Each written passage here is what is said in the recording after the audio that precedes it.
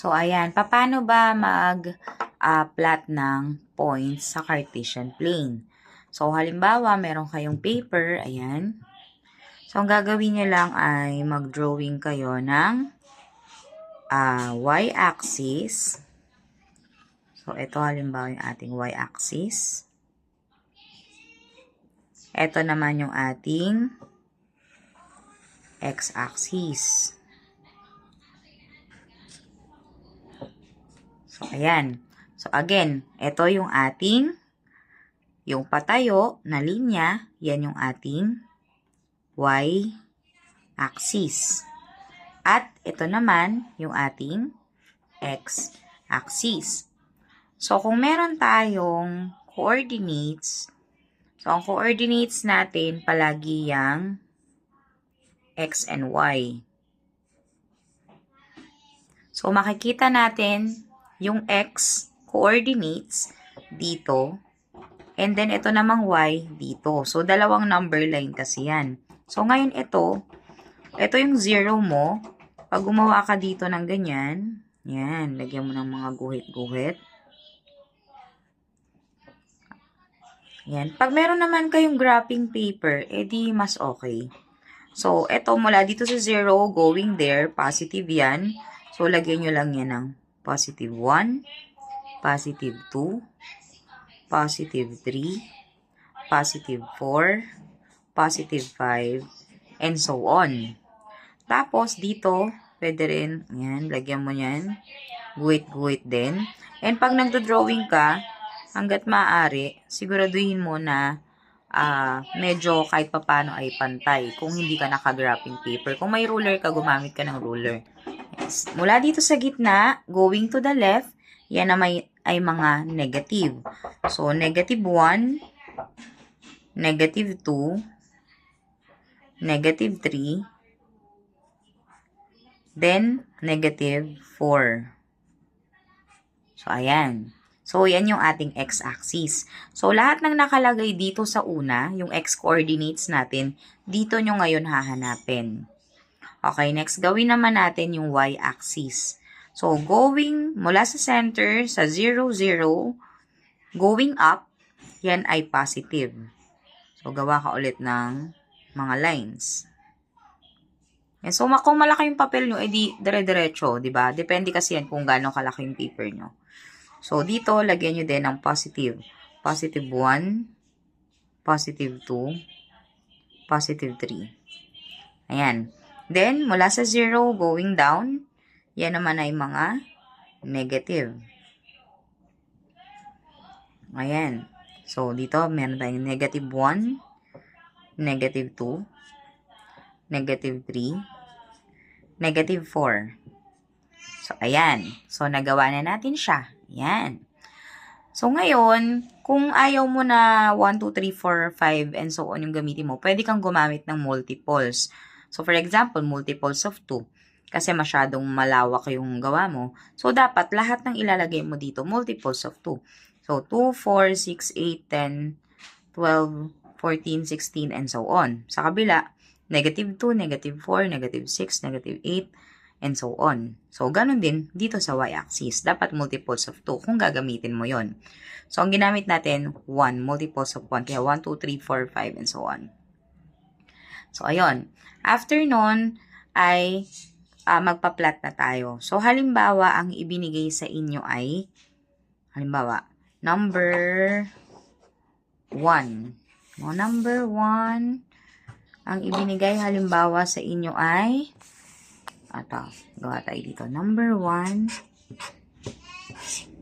halimbawa, ang una ay point A. Si point A, pangalanan natin siya ng point A, ay 0 and 0.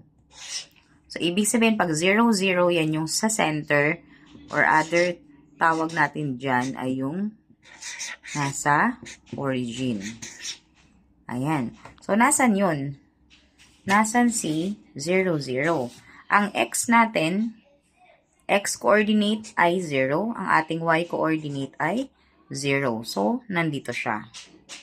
Ito, sa gitna. Ayun, yun siya. Yan yung ating point A. Okay, next, halimbawa, number 2. Meron tayo halimbawang point B. Pangalanan natin para hindi tayo malito pag inaano na natin siya. Si point B, halimbawa, ay positive 2 and positive 3. So, again, si 2 yung ating x coordinate, si 3 yung ating y coordinate. So, 2 and 3, parehas positive. So, nasan yon? So, yan, hindi ko pala nasabi. Ito yung ating quadrant 1, quadrant 2, quadrant 3, quadrant 4. Okay?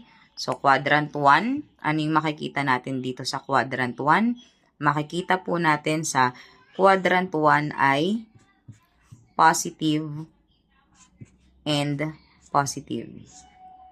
Ayan, dito sa kabila, sa quadrant 2, ang makikita natin ay, ang unang binabasa yung nasa x-axis ha. So, negative and positive. So, negative and positive. Ayan. Pagdating naman dito sa quadrant 3, ayan, quadrant 3, ang makikita naman natin dito, negative and negative. Dito naman sa quadrant 4, makikita natin ay positive and negative. So, itong number 2 natin na point B, positive 2 and positive 3. Ibig sabihin, positive, positive. Saan natin siya ngayon mahanap?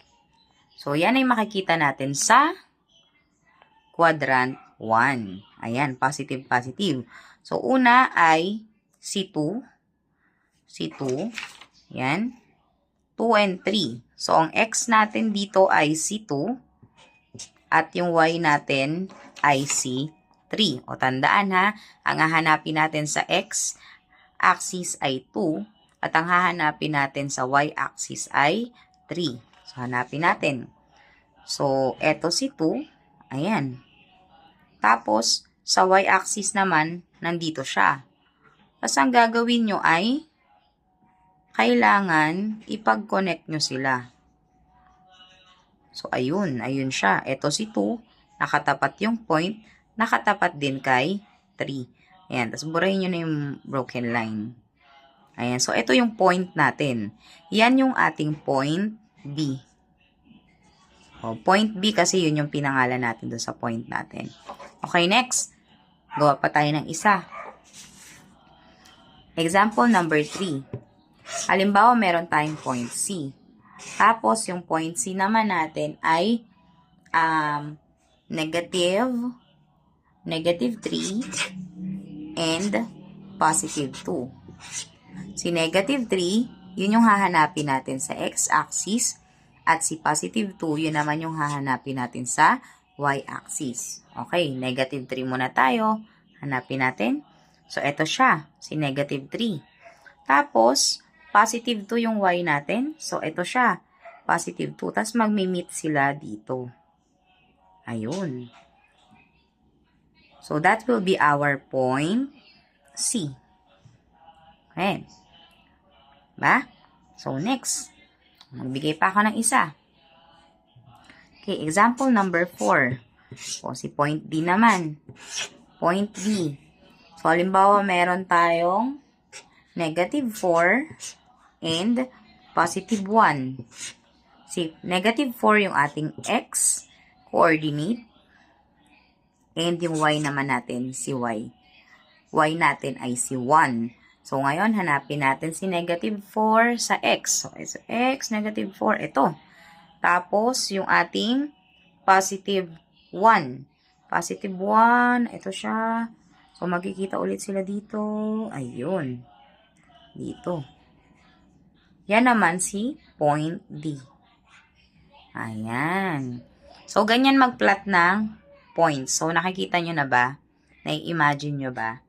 So, next, last example, number 5. So, example number 5. O, pangalanan natin na point E. So, halimbawa, meron tayong 4, positive 4, and negative 3. So, itong 4 na to, ito yung hanapin natin sa X. Ito naman hanapin natin sa Y-axis. Okay, positive 4 muna. O, hanap. So, ito si positive 4 and si negative 3. So, ito si negative 3. Kung magtatagpo sila, katapat si positive 4 dito. Ayan. This will be our point E. Ayan. So, ayan na yung ating mga points. Meron tayong point A, point B, point C, point D, and point E. So, ayan. So, depende sa mga ipapagawa sa inyo, kung sinabi sa inyo na kayo ay gumawa ng image or ng picture. So, pwede nga gawin nyo, mag-dot-dot muna kayo, saka ninyo hanapin kung ano yung coordinates niya. So, yun lang. So, sana may natutunan kayo.